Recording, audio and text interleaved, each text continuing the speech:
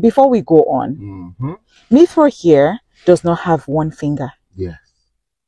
This one. I'm going to tell you that story. And that is the story he's telling right now. Yeah.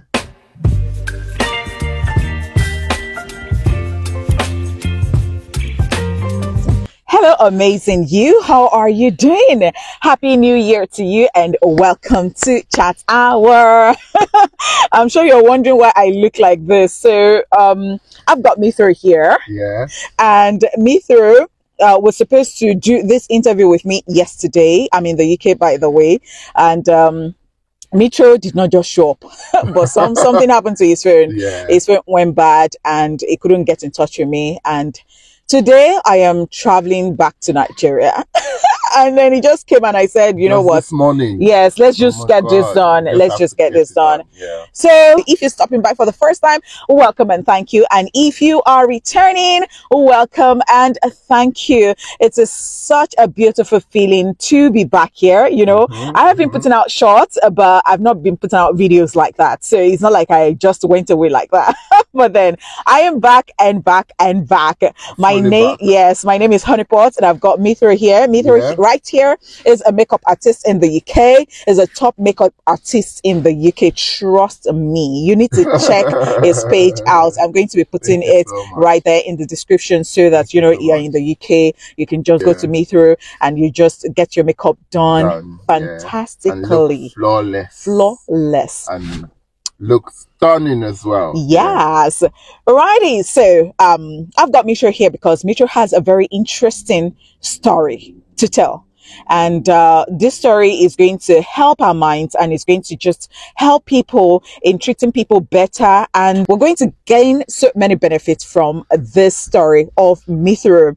Okay, so I'm just going to start by telling a particular story. So in 2016, there was a certain Danish aid worker who came to Nigeria with her husband to rescue abandoned children. And so she met a toddler she named Hope. You know, she rescued Hope. At that time, Hope had been cast out by the family. Hope was, labeled, was accused of witchcraft. And this was based on rural superstition, thinking that somebody is a witch, a child, a toddler at that. It was all skin and bones, I tell you, and was left for dead by his family members. Miss Loven, the Danish aid worker, found Hope and took care of Hope.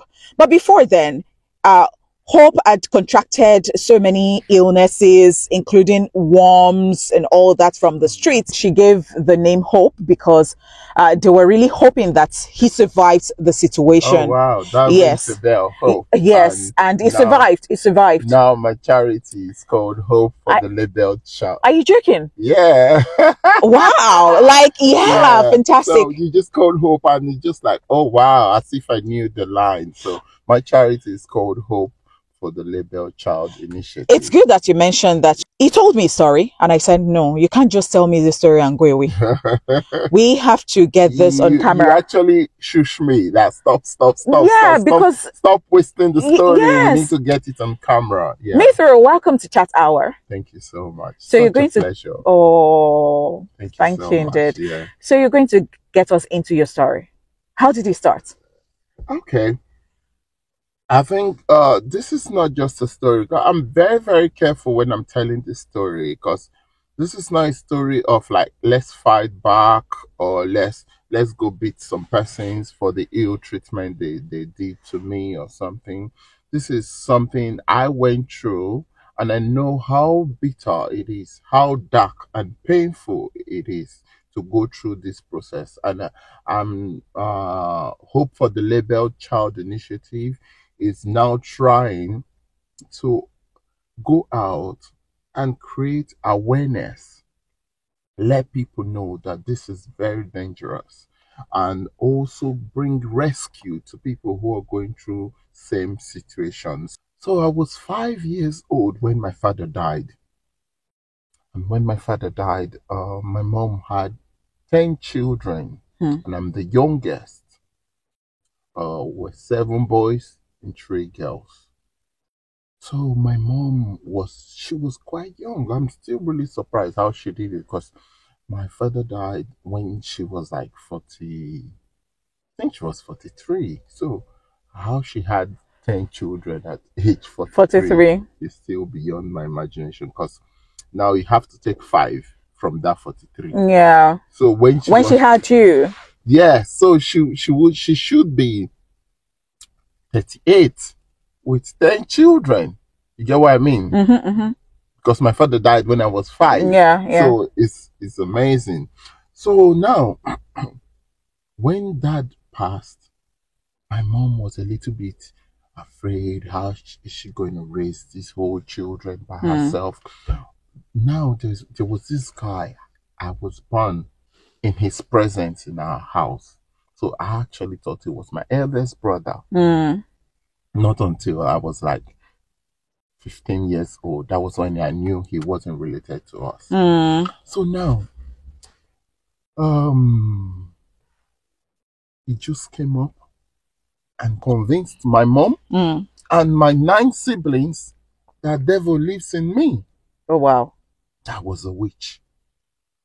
I don't know how he was able to do this, and I don't know how I was behaving because I can't even imagine a 5-year-old child behaving in a way that will make you feel the child is a witch because 5 years is a very tender age. That's just a baby. So they started treating me very badly. Now, from when I was 6 years old till when I was 16, one night, I tell you, one night, I did not sleep. They make sure they keep me awake because they believe if I go to sleep, I'll be joining the devil. I will be How did you not die? How did you survive it? I really, till tomorrow, I still do not understand. I don't know how God kept me, but now I feel it was all for this purpose because it's coming together. Now, some of the incidents that happened that I would not forget was when I go to school. When I was in primary school, because I don't sleep at home at night, I will sleep throughout in school. And the teachers will flog me and beat me. They call me names and bully me when I was in primary school. And all of a sudden, I started being very playful in school because home was hell. So school was when I have to breathe and play. So all throughout my primary school, they always write in my Report card, reviews. yeah. It's always restless and not concentrated on my report card. But I don't know why none of the teachers took it to themselves to even ask why is this child behaving this way. Do you understand? So these are the things what I'm bringing from the lessons of my life. This is what I'm now bringing back to the society to educate the society about work with schools, work with communities, and things like that. So now it got to when I was going to be in primary 6. I couldn't read nor write. Primary 6, how did you get there? And you couldn't read, you couldn't write. It was a public school. I don't know how I ever got like to they were primary promoting 6. you. Yes. So this man convinced my mom and my siblings that I'm just gonna waste the family money in school and time, so they should take me from the school and send me to mechanic. And at that time, mechanic was seen like something that is no one respect them, something very dirty, very ugly. So I ran. One day I went to meet this man who used to teach us in a playgroup class in our school in Abraka, then in Delta State where I grew up. I went to meet him and I said, please, you'll be the only one that could help me. They want to stop me from school. The man was shocked because when I was like 3, 4, when this man was teaching me, he said I was very bright. He said, no, that's not possible. You can't be dull. I said, no, you're actually not lying. I'm really dull. The man said, you mean You open your mouth to say you're dog. I say, yes, I am. Hmm. And he spelled like three alphabets. Said I should pronounce. I couldn't pronounce it. Oh my I God. went on my knees and I was crying. I said, please help me. The man was so emotional. It was like, for a young child like you, what can I do?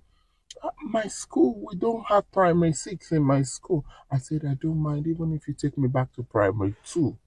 The man As a was child, like, you were saying that? yes. The man was like, what? Did you just say you want to go back to primary two from primary six? This must be serious. So, can I go meet your mom? I said, yes. Just go meet him and tell him you can help me. The man Good said, to okay. meet her. The man said, okay, I'm going to have you in primary three Okay. and I'm going to personally teach you because I like the passion at Okay. which you're begging. Any child would cry and say, why do you want to take them to Yeah. a class Yeah. lower? But you are even willing to go back to primary two. So he went to meet my mom. My mom just said, oh, take him, whatever you want to do with him. Because my mom had given up on me. Oh. So it's just to take him, whatever you want to do with him. And this man took me back. This man personally taught me. He showed me so much love and attention, and I picked up again. So the next term, I came first in the class. Are you joking? I'm telling you, I would maybe I could get a clip because our first outreach, I made sure I went to do it in that school. So I wanted to even ask, how about that man? The man is alive, so it testified. Oh my God. Yeah, the man was literally crying when he later heard the story because at this point I didn't tell the man this story. I didn't tell him that this was what was happening at home because I was warned if anyone dare hear about this story outside, you're dead. That was what they told me at home. So now I went back as I was just picking up. Now I was now in primary five. This wicked man again, his name is Churchy. He came up again and convinced my mother that I need to leave that school. So that man who lives in your house, yes, in what capacity? Was he a relative, an uncle? Who was he? This is the very strange part. He wasn't related to us at all. It was much later I asked my mom of blessed memory, I asked her, I said, Mom, how did you get to know this man? My mom told me my eldest brother should be in his 60s now. Okay. This man used to come to our house to play with them in the compound. So my mom found out that he's from a very, very poor parent. Okay. So my mom now said, took him in. You can come stay with us. So that was and he became a terror in your house. That's how he came to my house. By the way, before we go on, Mithra here does not have one finger. Yes. This one. I'm going to tell you that story now. And that is the story he's telling right now. Yeah. So this finger, me and my immediate elder brother, his name is Didon. Didon is popular, is a comedian in Nigeria. So we went to grind this corn in a mill. When we got there, I didn't know they were going to turn on the mill then because Don was not the one supposed to turn on the mill. They were still having a conversation. Yeah. Yes, the machine to blend it. So I was just standing by the machine. My hand was on the belt. So it seems Don just went straight and turned on the machine, and my hand was on the belt. So the thing caught my hand, and Don rushed me and took me to this clinic. When we got there, the nurse there said, "Oh, it's fine. Thank God, it's not totally off, and this other part is still alive, so we can just stitch it." So they stitched it. After stitching it at night, I got home. My mom came back from the market, and my mom was crying, looking at my hand. I think at this point, my mom went beyond the accusation of the witchcraft. Okay. And was just thinking she was being humane. Yeah. So this man came from his room and told my mom, "Why are you crying if I tell you the story behind this hand?" My mom said, "Really? What's the story behind it?" My mom was very naive. was listening to him, just like how most people are still naive once they hear of pastor or hear of, they just whatever they say from their mouth they just Yeah. take in. So he told my mom that the previous night they told me to come kill my mom. Uh, That was what devil told me. But when I got to the room, that my mom was surrounded by fire, so I couldn't penetrate. That when I got back to meet devil, the devil now said they need to cut my finger so my blood can drop on earth. So now he told my mom to wipe her tears and sing some songs of praise. victory. Yeah, and my mom was singing it naively. My mom went to sleep. And do you know this man took me to the bush, put this hand that was just stitched, and flogged the hand until there was blood everywhere.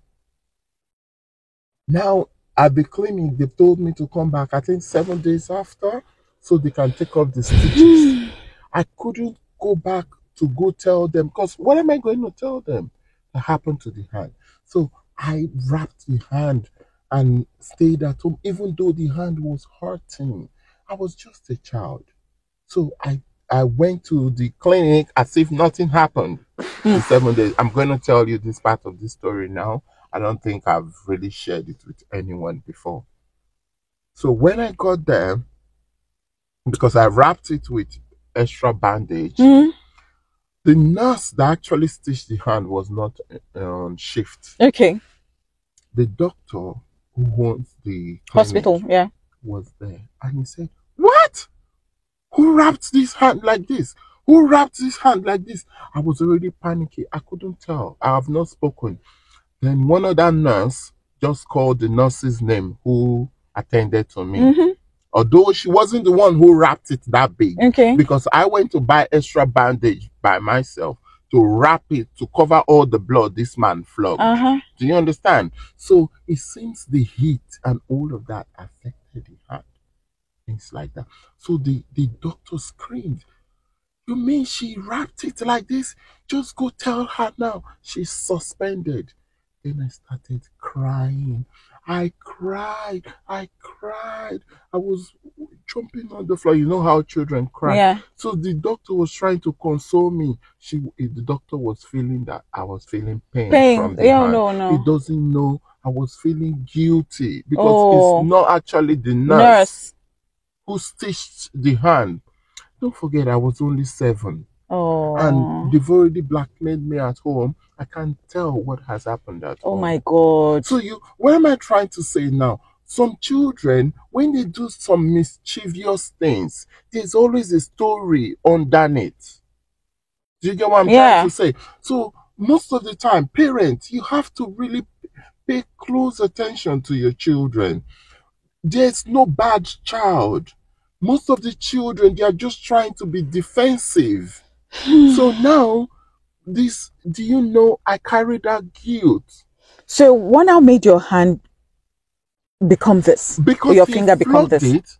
Because he flogged it. When they opened the hand, when the doctor finally took off to treat the hand, he saw that the stitches are no longer in place. Because he flogged it. The top part of the hand is now rotten. So they amputated it? Yes, I'm going to tell you another part of that story as well. So the doctor felt so guilty that his hospital or clinic was the one has failed my mom. So the doctor summoned courage to go tell my mom the result. Guess what?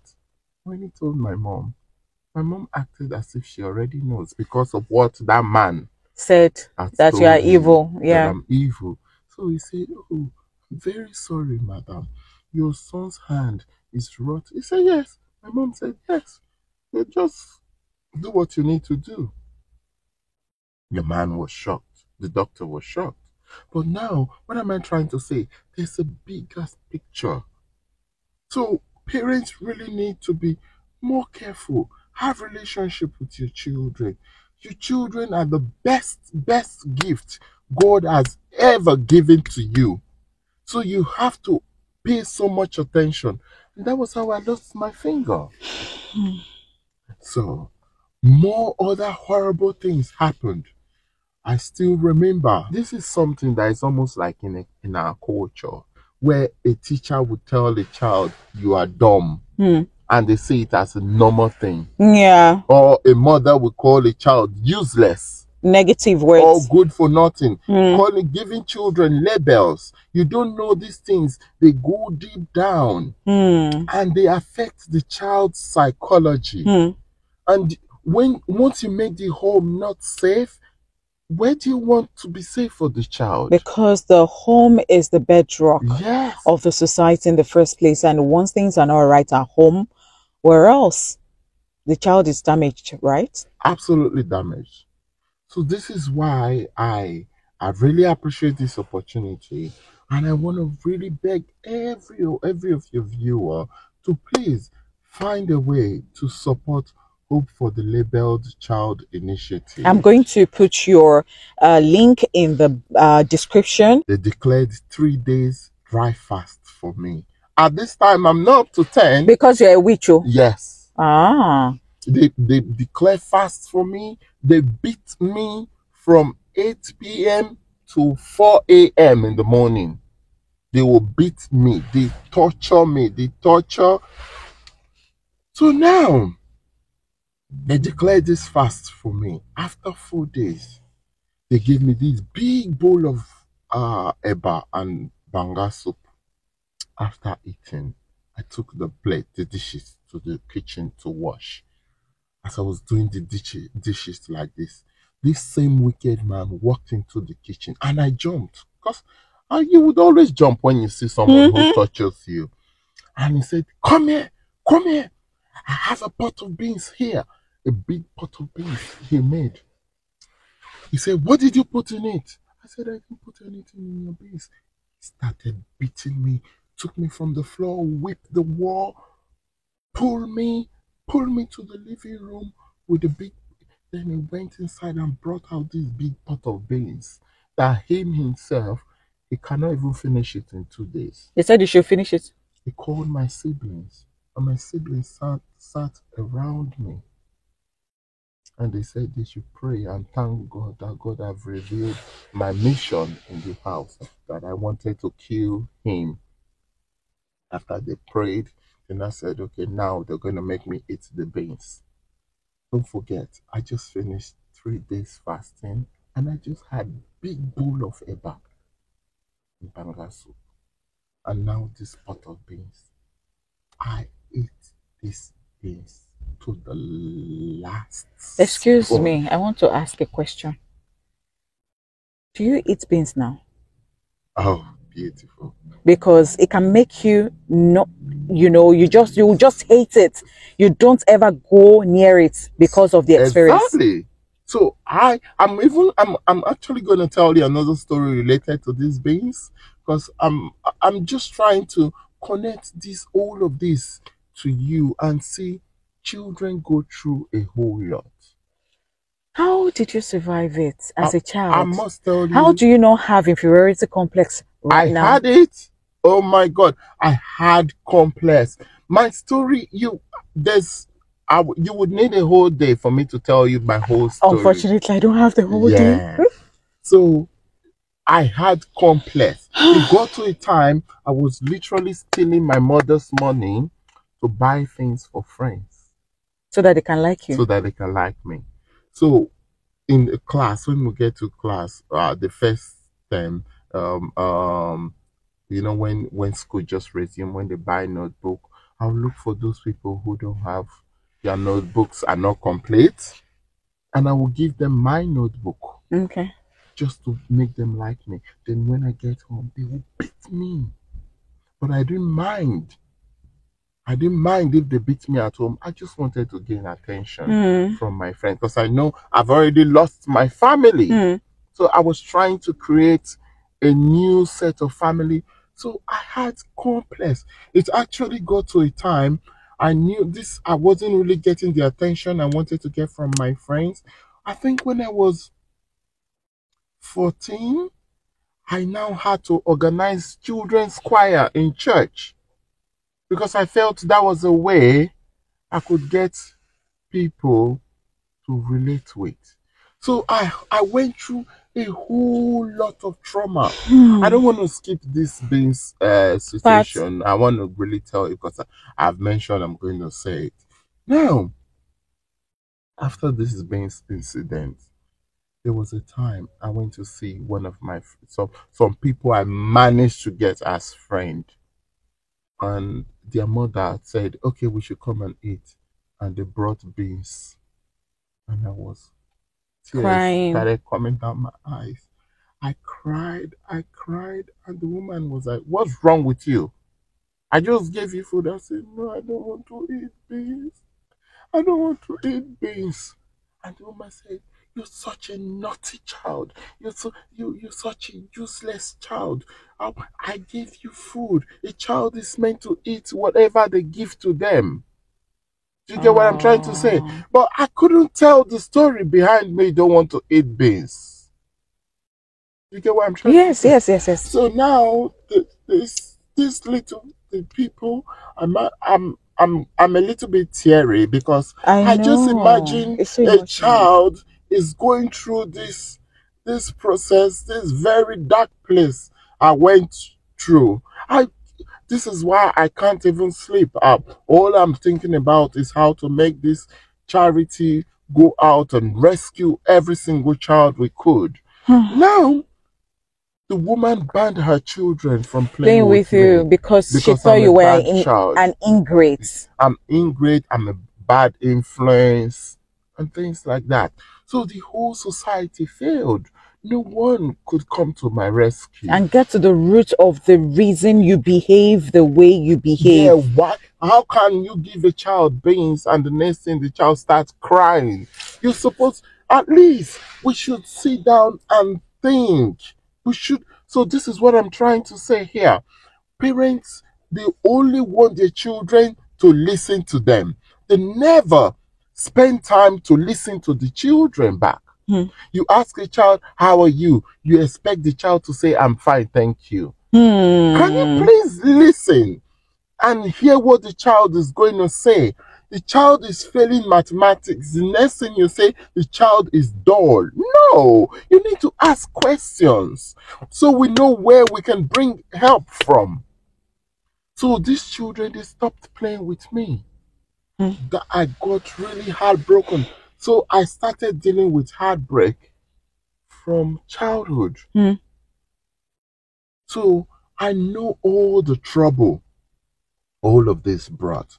But thank God now I'm healed and I'm strong and I'm ready to go out So, and help other children. fantastic. I like the fact that you said that you're healed. Yeah. How did you go through this process? How did you come to this point where you got healed from your past? Okay. So it's a very, I'm gonna say, I'm trying to make sure I'm not being religious here because religion has contributed to so much pain people are going through in the society. But I'm still going to emphasize I have a personal relationship with God. So that has helped me a whole lot. And I'm so privileged that I'm able to find this relationship, this beautiful relationship with God. Because most of the people who try to sell God to you, Hmm. they are manipulative. Hmm. So I really count it as a great privilege to have this beautiful relationship with With God. God. He helped me. I remember when I was 17, I went to meet a counselor. And the counselor, Like a therapist. yes, a therapist. But I grew up in a village in Mm, Abraka. yeah, and Then that it's was like a alien. village. Yeah. Having a therapist. She was a therapist, but she was shocked that, Mitro, how do you know about a therapist? Oh, Do really? you understand? How do you know about our services? Because she attends our church, she's a deaconess, and she's also. So I went to meet her, and she said, "Okay, this is how the process goes. You have to tell me everything that's making you feel the way You you feel feel? that makes you need a therapist. I said, okay, are you ready to listen? But then I was so much in pain, in anger, in bitterness. My heart was so broken. Hmm. So every word I spoke then comes pierces like sorrow. So at the end of the session, my therapist was crying. She cried, she cried, she cried and cried. Oh, and I said, Madam, I don't understand anymore. Not my problem. She cried and Oh my cried. God.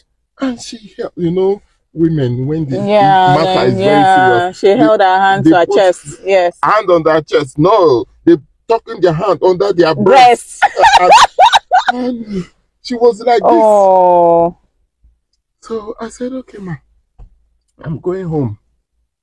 She called me back. Said, if I tell you I know what to say to Mm-hmm. you, I would be lying. Oh my God. It was too much to bear. He said, but I'm going to give you some scriptures. Hmm. One of them was Numbers 14:28. He said, say to them, whatever they say to my hearing, that I will do unto them. Hmm. Then the other one, he said, I will uphold you. That was from the book of Isaiah. I will uphold you with my own righteousness. Hmm. So I held those two scriptures and I got home. I said, hey, I thought, seriously, I thought when I go there that there are some words she will say to me that my heart will heal. So when I got home, I came home broken with just those two scriptures. I said, after I've gone and spent all this time. So I sat down, I took the scriptures out, I read them, and I read them, and I read them. Until one day I went to a church program. And the pastor, the revivalist in the church, like I said, I'm really trying not to be too religious, but this is what actually happened. He said there's someone here with so much trouble that he really knows that no one can understand what he's going through. That God said, say to me today again, I'm here.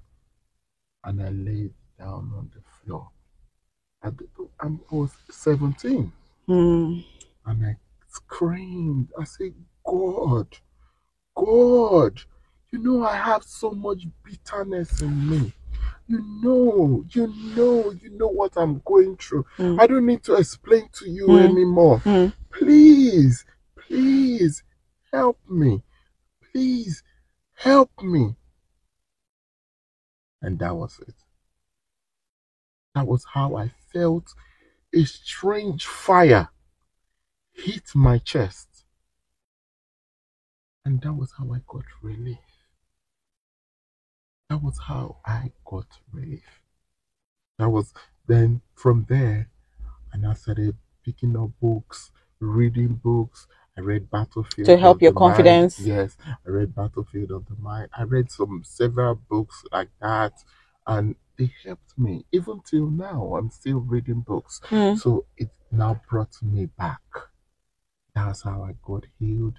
Then, since I was I was 18 when I decided to start work on a charity that will help children. Can you imagine? I only started it last year.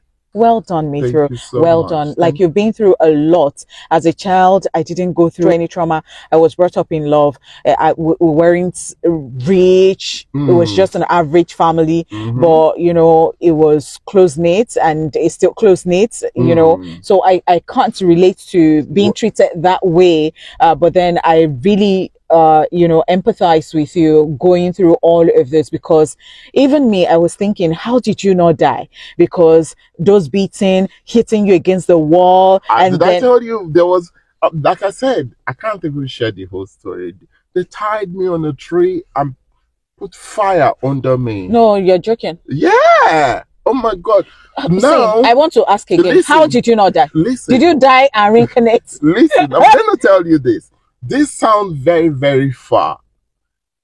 And my family was very well respected where I grew up.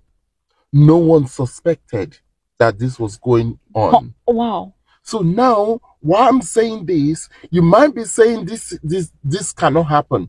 It might be happening in your neighbor's house. So this is why we have to always pay attention to every child with a withdrawal syndrome. You have to pay attention. You may think that is actually not my business, but these are the people who will grow up and contaminate your beautiful children that are out there.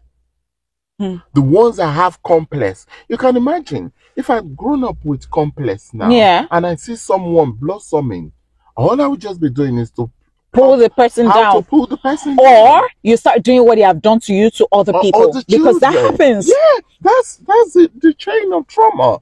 That's why I count myself very, very lucky. I count myself as 1 in a million.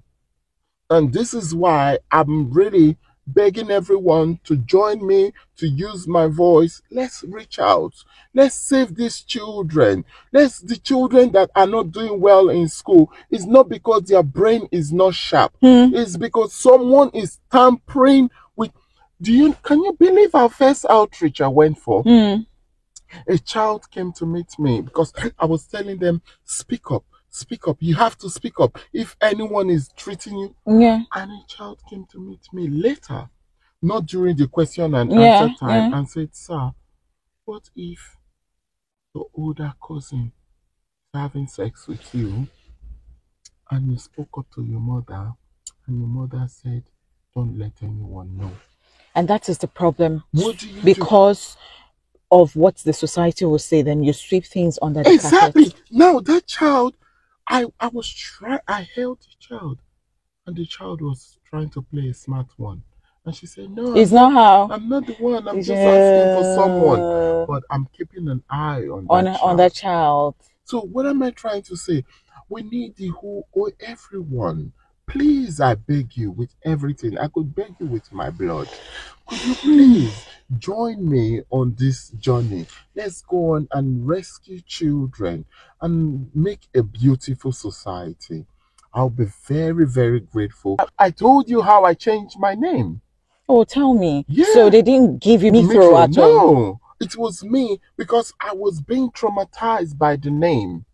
It was what name did they give you? My native name is Aweroswogene, which is a very beautiful name, but because the name is associated with my bitterness and all of that time, I had to carefully craft another name for myself. I'm going to interrupt you. How did he have anything to do with your bitterness? Is it the way they called your name anytime they wanted to beat you? Then it kept ringing in your head? Yes. Oh. You call my name. Run down here. Oh my God. So you didn't want to hear that name again? I did not want to hear that name. Especially when I'm having a good time. Oh my God. It spoils your mood. Yes. So I know in Nigeria we do not believe in trauma, but listen, this is why most of our children are not as productive as they should be. They are not as brilliant as they should be. You see a child of 14 years looking for a boyfriend. Why? Because they don't love that child at home. She's looking for love outside. So they'll start saying, oh, the child is spoiled. Who spoiled the child?